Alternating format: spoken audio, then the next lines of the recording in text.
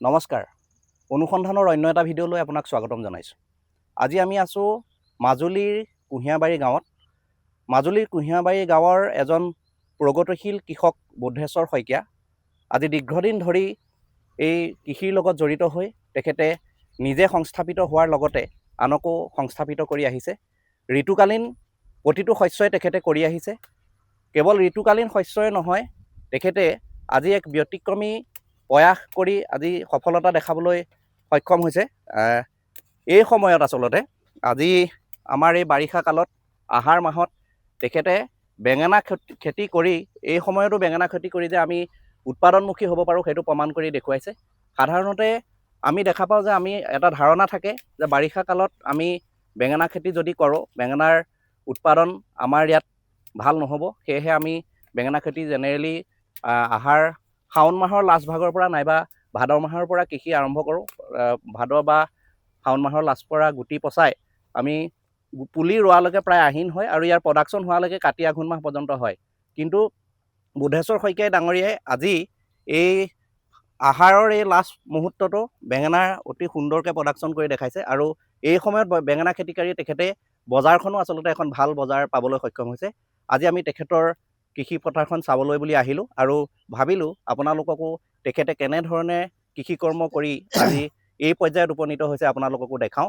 সেয়েহে আমি আহক এই বুদ্ধেশ্বৰ শইকীয়া ডাঙৰীয়াৰ বাৰীখনৰ মাজলৈ আপোনালোকক লৈ যাম। এয়াই বুদ্ধেশ্বৰ শইকীয়া ডাঙৰীয়া, তেখেতে প্ৰচেষ্টাতে আজি ইমানখিনি হৈছে। দাদা, আপোনাক স্বাগতম জনাইছোঁ। আপোনাৰ কৃষি পথাৰখন দেখি সঁচাই বৰ ভাল লাগিছে। আপুনি কিমান দিনৰ পৰা এই কৃষি কৰ্মখনৰ সৈতে জড়িত হৈ পৰিছে? মোৰ কৃষি কৰ্ম বুলিবলৈ মই যেতিয়া পঢ়ি আছিলোঁ, হাই ছেকেণ্ডেৰীত পঢ়ি থকাৰ অৱস্থাৰ পৰাই মই কৃষি কৰ্ম কৰোঁ তাকৰকৈ। তাৰমানে আমাৰ ঘৰত চাকৰি নাই, দেউতাহঁতো খেতিয়ক মানুহ, গতিকে নিজৰ খৰচটো উলিয়াবৰ কাৰণে মই তেতিয়াৰ পৰা কৃষি কৰ্ম কৰি এতিয়ালৈকে মই কৃষি কৰ্ম কৰি পেলাই মই ঘৰখন চলাই আছোঁ। আৰু দ্বিতীয়তে কৃষি কৰ্মটো মানুহৰ এনেকুৱা এটা কথা, মোৰ কাৰণে এতিয়া কৃষি কৰ্মটো মানে মোৰ চবতকৈ গুৰুত্বপূৰ্ণ মোৰ কৃষি কৰ্ম। কাৰণ কৃষি কৰ্ম কৰি মই ঘৰখনো চলাইছোঁ, লগতে মোৰ বাৰীৰ পৰা নিয়া 3জনমান মোৰ ৰেগুলাৰ মানে মানুহ আছে, তেখেতসকলেও পৰিয়ালকেইটাও চলিছে। গতিকে চাবলৈ গ'লে 4টা পৰিয়াল আমি মানে বাৰীখনৰ পৰা চলি আছোঁ। আৰু ভালো লাগে, বিভিন্ন ধৰণৰ মানুহ লগ পাওঁ, আহে তেখেতসকলে চাইহি, ডিপাৰ্টমেণ্টৰ মানুহেও সেইদিনাখন আহি চাইছেহি, তেখেতসকলেও সহায় কৰে। কিন্তু প্ৰকৃত কথা হ'ল কি, নিজৰ মনৰ যিটো আগ্ৰহ, সেই আগ্ৰহটো যদি থাকে মানুহে যিকোনো কামতে ছাকচেছ হ'ব পাৰে। কাৰণ আমাৰ ইয়াত ভাবে এই বাৰিষা ছিজনতনো এইবিলাক খেতি ক'ৰ পৰা হয়, কিন্তু মইতো ইয়াক কৰি দেখাইছোঁ। এইটো বেলেগকৈ ক'বলগীয়া কথা নহয়। এতিয়া এয়াই প্ৰমাণ যে আমাৰ কৃষি কৰ্মৰ লগত মানুহ যদি জড়িত হ'ব পাৰে, যিকোনো সময়তে খেতি কৰিলে মুঠতে হয়। খালি তাৰ কাৰণে কষ্ট কৰিব লাগিব আৰু একাগ্ৰতাটো লাগে, মানুহৰ শ্ৰদ্ধা লাগে। সেইখিনি থাকিলে মানুহে যিকোনো কামতে ছাকচেছ হ'ব পাৰে। গতিকে এতিয়া মই এপ্ৰিল মাহত ইয়াক বেঙেনা ৰুই পেলাই তোমাৰ জুন মাহৰ প্ৰায় 20 তাৰিখৰ পৰা মই বেঙেনা ছিঙিছোঁ। গতিকে এইখিনি আৰু 4 মাহ মই বেঙেনা ছিঙিব পাৰিম।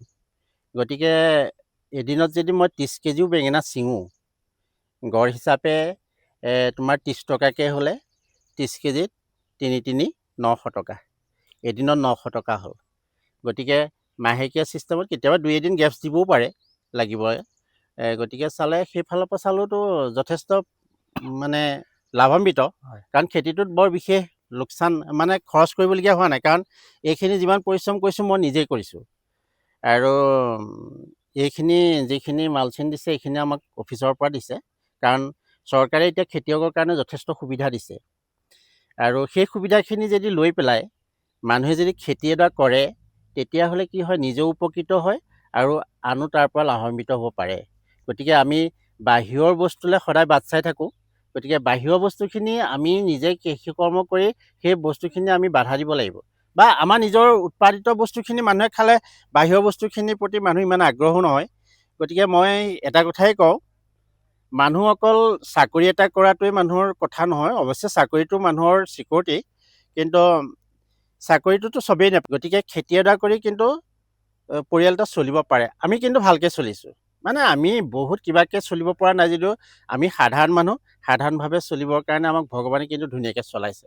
আপোনাৰ এইটো এটা ব্যতিক্ৰমী প্ৰয়াস আমি দেখিছোঁ। আমি সাধাৰণতে মই নিজে বহুত কৃষি পথাৰত যাওঁ, কিন্তু এইটো সময়ত আচলতে বেঙেনা খেতি কৰা দেখা নাই। এতিয়া আমাৰ বহুতে ধৰক কৃষি কৰিছে যদিও যে এইটো সময়ত নহ'ব বুলিয়ে ভাবে বা সেইটো কাৰণে খেতিটো নকৰে। আপুনি যিহেতু ইয়াত মানে ছাকচেছ হৈছে, আপুনি দেখিছোঁ প্ৰডাকশ্যনো গছত বহুত ধুনীয়া লাগিছে আৰু বজাৰ মূল্যটো এইটো সময়ত আপুনি খুব ভাল পাইছে। দাদাহঁত আছে দেখিছোঁ আপোনাৰ কৃষি পথাৰৰ পৰাই আপোনাৰ প্ৰডাকশ্যনখিনি লৈ গৈছে। মই চিন্তা কৰিবলগীয়া একো নাথাকে। একো হোৱা নাই। কিন্তু মই আপোনাৰ দ্বাৰা জনাব বিচাৰিম যে এইটো সময়ত বেঙেনা খেতি কৰিলে আমি কেনেকৈ কি পদ্ধতিত কৰিব লাগিব, কাৰণ আপুনি হাবি বনো খুব বেছি হয় এইটো সময়ত আৰু আপোনাৰ বৰষুণো বেছি থাকে। গতিকে কেনেকুৱা ধৰণৰ পদ্ধতিত কৰিলে আৰু কেনেকুৱা ধৰণৰ বীজ মানে কি প্ৰজাতিৰ আপুনি বীজ লগাইছে তেনেকৈ ধৰণে কৰিলে আমাৰ কৃষকসকল উপকৃত হ'ব, সেই বিষয়ে আপোনাৰ পৰা অকণমান জনাব বিচাৰিম। এতিয়া মানুহে কি হয়, খেতি কৰিবৰ হ'লে প্ৰথম নিৰ্বাচন কৰিব লাগিব মাটিডৰা। মাটিডৰা নিৰ্বাচনটো মেইন কথা। তাৰপিছত আমাৰ যিটো জাত, তাৰমানে বাৰিষা ছিজন হোৱা আৰু খৰালি ছিজন হোৱা বিভিন্ন ধৰণৰ জাত আছে। সেই জাতটো নিৰ্বাচন কৰিব পৰাটোৱে হৈছে মেইন কথা। মাটি নিৰ্বাচন আৰু জাত নিৰ্বাচন এই দুটা যদি কৰি ল'ব পাৰে, কৰাৰ পাছত আমি খৰালি ছিজনত যিটো ছিষ্টেমত আমি খেতি কৰোঁ, এই বাৰিষা ছিজনটো সেই একেটা ছিষ্টেমতে কৰিলে হয়। ইয়াত বেলেগ বুলিবলৈ নাই। খালি এতিয়াৰ কাৰণে আমি এইটো যিটো মালচিন পাৰিছোঁ, এই মালচিনটো দিব লাগিব। নহ'লে কি হয়, এই যিটো হাবি, এই হাবিটো মানে খুব সোনকালে হয় বৰষুণৰ কাৰণে। হোৱাৰ কাৰণে কি হয়, ইয়াত বাৰে প্ৰতি নিয়নি কৰি থাকিবলৈও বেয়া হয় আৰু পোক পৰুৱাৰ পৰা আদি কৰি বেমাৰ আজাৰৰ পৰিমাণটো বেছি হয়। গতিকে এই মালচিনটো যদি দি পেলাই খেতি কৰে বাৰিষা ছিজনত, তেতিয়াহ'লে তাত বিশেষ অসুবিধা বুলিবলৈ একো নাথাকে। বেঙেনাৰ উপৰিও বৰ্তমান আপুনি কি কি খেতি কৰি আছে? মোৰ এতিয়া আছে জিকা, কেৰেলা, তাৰপিছত তোমাৰ দাংবডিখিনি এতিয়া মেচিয়ৰ হ'ল আৰু তিয়ঁহখিনি মেচিয়ৰ হৈছে। আকৌ নেক্সট লগাইছোঁ আৰু এতিয়া জিকা ওলাই আছে আৰু কেৰেলা ওলাই আছে। জিকা এতিয়া প্ৰডাকশ্যন ভাল হৈছে, ডেইলি ছিঙিব পৰা হয় আৰু। এই বুধেশ্বৰ শইকীয়া ডাঙৰীয়াৰ কৃষি পথাৰৰ পৰা এনেদৰে বাৰীৰ পৰা লৈ যায় দাদাহঁত আছে। দাদা, আপোনালোকৰ ঘৰ ক'ত? আমাৰ ঘৰ ফুলনি। ফুলনিত। এই বাৰীৰ পৰা আপোনালোকে শাক পাচলি নি থাকে? হয় হয়। আপোনালোকে এনেদৰে ইয়াৰ পৰা নিয়ে মানে ঘৰখন চলাই আছে আৰু। কিমান দিনৰ পৰা আপোনালোকে বুধেশ্বৰ শইকীয়াৰ বাৰীৰ পৰা বস্তু নিয়ে? আজি 2-3 বছৰ। 2-3 বছৰ। এখন বুধেশ্বৰ শইকীয়া ডাঙৰীয়াৰ জিকা বাৰী অতি ধুনীয়াকৈ আপোনালোকে দেখিছে। এয়া জিকা লাগি আছে, গোটেই বাৰীখন অতি সুন্দৰকৈ জিকাখিনি লাগি আছে। আপোনাৰ জিকা কিমান আছে ইয়াতে? জিকা মোৰ মাটিটো এবিঘা নহয়, এবিঘা প্ৰায় ওচৰা-ওচৰি হয় আৰু। প্ৰডাকশ্যন আপোনাৰ বৰ ধুনীয়া হৈছে, অতি ধুনীয়াকৈ লাগি আছে। প্ৰডাকশ্যন মানে এতিয়া আৰম্ভণি হৈছেহে। হয়। এটা জিকা যেতিয়া পৰিপূৰ্ণকৈ হ'ব, পৰিপূৰ্ণকৈ হ'লে দিনে মানে গড় হিচাপত 50 কেজি জিকা গড় হিচাপত কাটিব পৰা হ'ব, দিব পৰা হ'ব। 50 কেজি হ'ব। মানে 30 টকাকৈ এতিয়া চলি আছে জিকা। হয়। 30 টকাকৈ হ'লে 1500 টকা। 1500 টকা তোমাৰ জিকাৰ পৰা ধৰি লোৱা প্ৰতিদিনে। কিমান দিন প্ৰডাকশ্যন হ'ব? এইটো তোমাৰ মাটিটো বাম মাটি নহয়, শেহতীয়াকৈ লগোৱা। হয়। এইটো তোমাৰ কাতি মাহলৈকে হৈ যাব। আমি ভিতৰলৈ গৈ থাকিম, এইফালে খোজকাঢ়ি গৈ থাকিম। এতিয়া আপোনাৰ আহাৰ সোমাইছে, আহাৰ শাওণ ভাদ আহিন কাতি 4 মাহ, মানে 5 মাহ তেখেতে প্ৰডাকশ্যন পাব। আৰু 5 মাহ প্ৰডাকশ্যন আপোনালোকে ভাবক, প্ৰতিদিনে এতিয়া আৰম্ভ হৈছে, প্ৰতিদিনে 1500ৰ পৰা 2000 টকা ইনকম হ'ব। যদি সেইটো চাই আপোনাৰ প্ৰতিদিনে যদি 1500ৰ পৰা 2000 টকা ইনকাম, আমি ধৰি ল'লোঁ 1500 টকা ইনকম হয়, তেখেতৰ সেই এবিঘাতকৈ কম মাটিত মানে 1 মাহত তেখেতে প্ৰায় 45,000 টকা ইনকম কৰিব। আৰু সেইটো যদি 4 মাহ হয়, আপুনি চাওক 4 মাহ হ'লে কিমান মানে এবিঘা মাটি জিকা খেতি কৰি মানে প্ৰায় 1.5 লক্ষাধিক টকা ইনকম কৰিব পাৰে। ধুনীয়াকৈ হৈ যায়। আৰু এইখন আপোনাৰ এতিয়া জাষ্ট আৰম্ভ হৈছে প্ৰডাকশ্যনটো, হয় নাই? জাষ্ট আৰম্ভ। আৰু এইটো আপোনাৰ কি জাতৰ জিকা লগাইছে আপুনি? এইটো জিকা আমাৰ থলুৱা জাত। হয়। এইখিনি জিকা মানে আমি ঘৰত ৰাখোঁ। হয়। ঘৰত ৰখা জিকাটোৱে মানে আমি ব্যৱহাৰ কৰোঁ। তাৰমানে কি হয়, এতিয়া এই জিকাটো ইয়াত 2টা জাতৰ জিকা আছে। এইটো জিকা আৰু এইটো জিকা, দুবিধ জিকা আছে। এই 2টা জিকা আমি ক্ৰছ ছিষ্টেমত লগাই দিছোঁ। তাৰমানে যিকোনো এটা বস্তু যেতিয়া ক্ৰছ হয় নহয়, তাৰ প্ৰডাকশ্যনটো মানে বেছি হয়। সেইকাৰণে আমি এটা দীঘল জাতৰ লগাইছোঁ আৰু এটা চুটি জাতৰ লগাইছোঁ। তাৰ মাৰ্কেটত কি হয়, কিছুমানে দীঘলটো ভাল পায় আৰু কিছুমানে চুটিটো ভাল পায়। হয়। সেইকাৰণে দুইবিধ বস্তু মিক্সাৰ কৰি দিয়াৰ কাৰণে দুটা ছিষ্টেম হৈছে। ক্ৰছ ছিষ্টেমটোত প্ৰডাকশ্যন বেছি হৈছে আৰু কিছুমানে দীঘলটো বিচাৰিলে দীঘলটো পাব, চুটিটো বিচাৰিলে চুটিটো পাব। সেইটোত তাৰমানে তাৰ বেনিফিটটো হৈছে সেইটো। এই ৰেটৰ ক্ষেত্ৰত কিবা ডিফাৰেঞ্চ থাকে নেকি দীঘল একো নাই, একো দুইটা সমানে গুচি যায়। সমানে ন? খালি এইটো দীঘল কাৰণে ইয়াত কেজিত যদি 4টা লাগে, ইয়াত 6টা লাগিব হয়। বা ইয়াৰ সংখ্যাটো অলপ বেছি লাগিব। ই চুটি হয় যেন, হয়। ইয়াক মানে মেচিয়ৰ টাইমত ছিঙিলে 4টা জিকাত মানে 1 কেজি হৈ যাব। অঁ, সেইটো এতিয়া আপুনিতো গোটেই 12 মাহেই, আমি আগলৈ গৈ থাকিম, 12 মাহেই খেতি কৰি আছে। বিভিন্ন সময়ত ঋতুকালীন আপুনি ঋতুৰ লগত সামঞ্জস্য লগাই পেলাই আপুনি বিভিন্ন খেতি কৰে। আপুনি বজাৰখনৰ ক্ষেত্ৰত কিবা অসুবিধা পাইছে নেকি? বজাৰখন আমাৰ কেতিয়াবা আপ ডাউনটো চব বস্তুৱে থাকে। হয় হয়, বিশেষ সেইটো ৰেটৰটোতো থাকিবই, ৰেটৰটো কিন্তু এনে থাকিবই। আপুনি বস্তু বিক্ৰী কৰাৰ নাই ক্ষেত্ৰত নাই, বোলে- এতিয়া বস্তু জোৰাবহে নোৱাৰে। তাৰমানে মোলৈ ইমানেই ফোন কৰে, হয়। চবকে মই এতিয়া দিব পৰা নাই। দিব নোৱাৰাৰ কাৰণে কিছুমানে মোক বেয়াই পাইছে। মই সেইকাৰণে 4জন মানুহ মই ৰেগুলাৰ ধৰোঁ। সপ্তাহটোত মানে ৰোটেশ্যন কৰি তেওঁলোকক দি থাকোঁ, কাৰণ তেওঁলোকৰ পৰিয়ালকেইটাও চলিব লাগিব নহয়। কাৰণ বেলেগলৈ যাব নলগীয়াকৈ মই মানে 4জন মানুহক ইয়াৰ পৰা ধুনীয়াকৈ চলাই থাকোঁ। তেতিয়া মোৰো একো অসুবিধা নহয়, তেওঁলোকৰ এটা দায়িত্ব থাকে। তেওঁলোকৰ এটা দায়িত্ব থাকে। সেইকাৰণে মানে মই সেইটো ছিষ্টেমতে কৰি আছোঁ এতিয়ালৈকে। হয়। আৰু এইডৰা হৈছে তোমাৰ কেৰেলা। অঁ, এইডৰা কেৰেলা। কেৰেলা এইডৰা মানে যদি এটা কোৱালিটি সম্পন্ন আপুনি প্ৰডাকশ্যন দিব পাৰে, 12 মাহে আপুনি বজাৰখনৰ ক্ষেত্ৰত অসুবিধা নাই তাৰমানে, যে আমাৰ বস্তু লোকচান হ'ব। একো অসুবিধা নাই। এইখন আমাৰ শইকীয়া এতিয়া ডাঙৰীয়া কেৰেলা বাৰী, চাওক আপোনালোকে ইমান ধুনীয়াকৈ কেৰেলা লাগি আছে। কেৰেলাটো আজি ছিঙি পেলাই ঘৰত থৈ দিয়া আছে। হয়। এনেই প্ৰডাকশ্যনটো ধুনীয়া প্ৰডাকশ্যন। এইখনতো বহাগ মাহৰ পহিলা বহাগৰ পৰা মই কেৰেলা ছিঙি আছোঁ। হয়। এতিয়া জেঠ আহাৰ, হয়।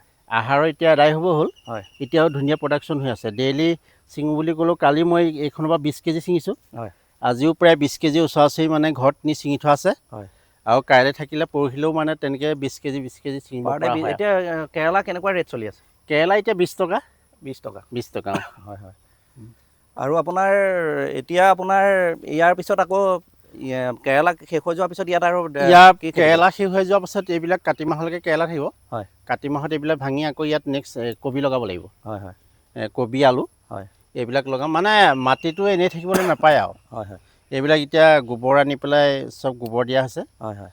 এইখিনিৰ পৰা আকৌ গছ তাৰমানে আপোনালোকে ৰাসায়নিক সাৰ ইয়াত একো ব্যৱহাৰ নকৰে? তেনেকৈ ব্যৱহাৰ কৰিবলগীয়া হোৱা নাই, কাৰণ আমি গোবৰে প্ৰায় ব্যৱহাৰ কৰি এইবিলাক গোবৰ দি থোৱা আছে। হয় হয়। আগতে এবাৰ দিয়া হ'ল, হয়। সেইটো খাই আদায় কৰিলে আকৌ নেক্সট আকৌ দি দিছোঁ। হয়। এইখিনি গোবৰে মানে ইহঁতৰ মানে লাইফটো আদায় কৰি দিবগৈ আৰু। হয় হয়। মাটিটো এনেও সাৰুৱা মাটি আমাৰ। এইডৰা মোৰ তিয়ঁহ আছিলে, এইডৰা জানুৱাৰী মাহত লগোৱা তিয়ঁহ আছিলে। ইয়াৰ পৰা প্ৰডাকশ্যন প্ৰায় 22 কুইণ্টেলমান মই কৰিলোঁ। তাৰমানে প্ৰথম অৱস্থাত 20 টকা, তাৰপৰা 15 টকাকৈ তিয়ঁহ বিক্ৰী কৰিলোঁ। 22 কুইণ্টেলৰ ওপৰহে গ'ল। মই মানে 22 কুইণ্টেললৈকে মোৰ এটা হিচাপ এটা থাকিলে, তাৰপৰা বাদ দিলোঁ। বেপাৰীয়ে নিজে ছিঙে, নিজে জোখে, নিজে লৈ যায়। মানে বহুত প্ৰডাকশ্যন দিলে।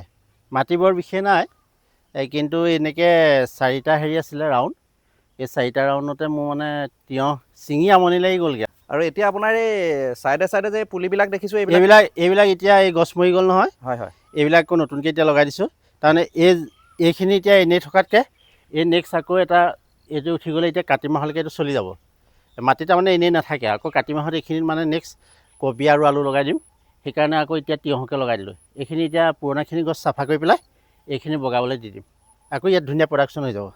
প্ৰগতিশীল কৃষক আমাৰ বুদ্ধেশ্বৰ শইকীয়া ডাঙৰীয়াই অকল এটা খেতি কৰিয়ে সন্তুষ্ট থকা নাই। তেখেতে একেডৰা মাটিতে বিভিন্ন সময়ত বিভিন্ন খেতি কৰিছে। বৰ্তমান সময়তো তেখেতৰ বেঙেনা, জিকা, কেৰেলা, তিয়ঁহকে আদি কৰি এইফালে আপোনাৰ ভেন্দি, দাম্বডি বিভিন্ন ধৰণৰ কৃষি আজিৰ দিনতো তেখেতৰ হৈ আছে। দাদা, আজিৰ তাৰিখত আপোনাৰ বছৰেকীয়া ইনকম ইমান, আপুনিতো অকল এইখিনিয়ে নহয়, ঋতুকালীন বিভিন্ন শস্য কৰে। বছৰেকীয়া ইনকম কিমানমান হ'ব আপোনাৰ? এক বছৰত আপুনি কিমানমান কৃষিৰ পৰা ইনকম কৰে? বছৰেকীয়া ইনকম এতিয়া মোৰ বেঙেনাডৰাৰ কথাই মই ক'লোঁ। হয়। এতিয়া বেঙেনাডৰাৰ পৰাতো মোৰ 80-90 হাজাৰ টকা ওপৰ বেছি আহিব। হয়। ঠিক তেনেকৈ জিকাডৰাৰ পৰা তেনেকৈ প্ৰায় 1 লাখৰ ওচৰা-ওচৰি আহিব। আৰু অন্যান্য মোৰ তামোল আছে। হয়। ইয়াত পাণ আছে। আৰু কমলা টেঙা তোমাৰ 4 জোপা কমলা টেঙা আছে। ইয়াত গোল নেমু, এনেকৈ বাৰী কলৰ চলৰ পৰা আদি কৰি এতিয়া কলটো তোমাৰ বিক্ৰী হৈ থাকে। হয় হয়।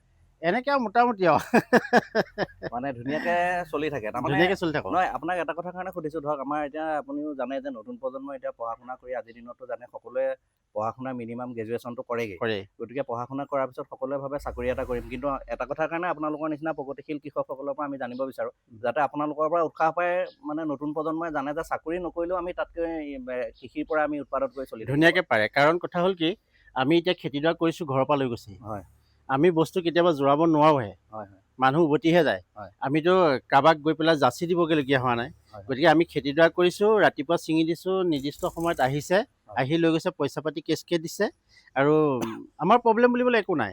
গতিকে মুঠতে কথা হ'ল কি স্বাস্থ্য যদি মানুহ ভালে থাকে কাম কৰিব লাগে আৰু পৰিয়াল এটা চলিবলৈ ইমান সমস্যা নাই বুলি মই ভাবোঁ। মোৰ নিজৰ অভিজ্ঞতাৰ পৰা মই কৈছোঁ। অঁ হয়তো মানুহ লৈ পেলাই বিভিন্ন ধৰণৰ মানুহ হয়তো চবৰে একে নহ'ব পাৰে, হয়। কিন্তু মই এটা কথা জানো কৰ্ম কৰিলে মানুহে অঁ না যি আপুনি কৰ্ম মাজতে এটা কথা কৈছিলে আমি গৈ থাকোঁতে যে আপুনি বাৰীখনত সোমোৱাৰ কিছু নিয়ম কথা কৈছিলে যে অঁ মই এইখিনি বস্তু মানি চলোঁ অঁ আপুনি সেইখিনি অকণমান কওকচোন।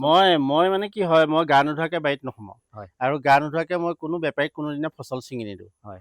আৰু মই বেলেগক ছিঙিবলৈ নিদিওঁ। কিছুমানে ভাবে এই যা লৈ আহকে হয়। এজন বেলেগ মানুহে ধৰি লোৱা মই যিটো কষ্ট কৰিছোঁ সেই কষ্টটোৰ মূল্য নুবুজাকৈ তেওঁ ছিঙিব নলগীয়াটো ছিঙিব পাৰে, হয়। কিন্তু মই নিজে ছিঙি দিওঁ আৰু মই গা পা ধুই পেলাইহে মই বাৰীত সোমাওঁ। গতিকে সেই নিয়মটো কিন্তু মই সদায় মানি চলোঁ।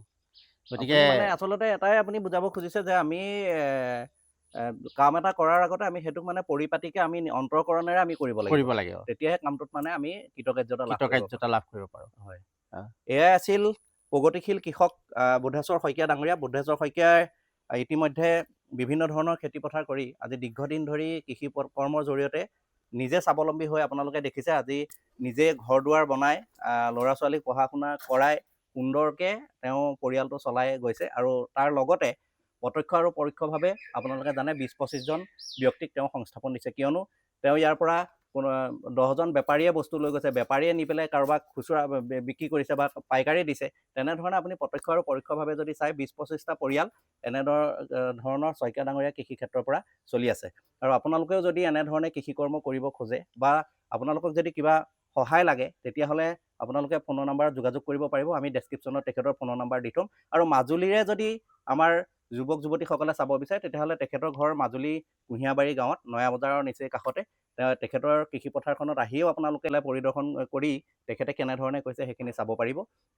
সেয়াই আছিল বুদ্ধেশ্বৰ শইকীয়া ডাঙৰীয়া। গতিকে এনেধৰণৰ যোগাত্মক চিন্তাৰে ইতিবাচক বাৰ্তা দিবৰ বাবে পুনৰ আপোনালোকৰ মাজলৈ ভিডিঅ' লৈ আহিম আৰু এনেধৰণৰ ভিডিঅ'বোৰ চাই থাকিবৰ কাৰণে আপোনালোকে চাই থাকিব অনুসন্ধান। আৰু যদি আপোনালোকে নতুনকৈ ভিডিঅ'টো চোৱা আৰম্ভ কৰিছে তেতিয়াহ'লে চেনেলটো ছাবস্ক্ৰাইব কৰি থ'ব আৰু পৰৱৰ্তী সময়ত যিখিনি ভিডিঅ' আহিব এনেধৰণৰ ইতিবাচক চিন্তাৰ ভিডিঅ'সমূহ আপোনালোকে চাই থাকিব পাৰিব। ধন্যবাদ।